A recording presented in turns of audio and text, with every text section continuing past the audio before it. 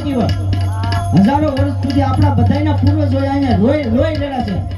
એક મહાપુરુષ એવો તમને વાત કરું, એક ડાલામાં તો મહાપુરુષ સોમનાથના દર્શન કરવા આવે. દાદા સોમનાથનું મંદિર છે પડેલું, તૂટેલું, ભાંગેલું, અસ્ત વ્યસ્ત હાલતમાં જોયું.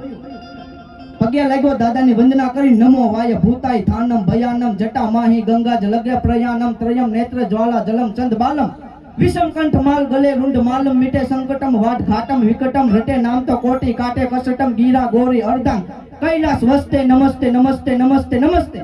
દાદાની વંદના કરીને પાછો વેલો પણ અંજરામ વરાળ ભળે છે. હાય હાય હાય હાય. સનાતન ધર્મનો દાદો સોમનાથ, દાદો સોમેશ્વર, એનું મંદિર તૂટેલું. દરિયા કાંઠે જો ખારા પાણીની અંજલિ ભરીને પ્રતિજ્ઞા લીધી, કઈ વિધર્મીઓ, કઈ વિદેશથી આવેલા, તમે અમારા સનાતન ધર્મને ગમે એટલી તોડવાની કોશિશ કરો, અમારા મંદિરો તોડો, પણ આ દાદા સોમનાથના મંદિરને સંપૂર્ણપણે ઊભું કરી, તૈયાર કરી અને માથે દરજા ન ફરકાવતો સરદાર વલ્લભ પટેલની અમારી પ્રતિજ્ઞા છે.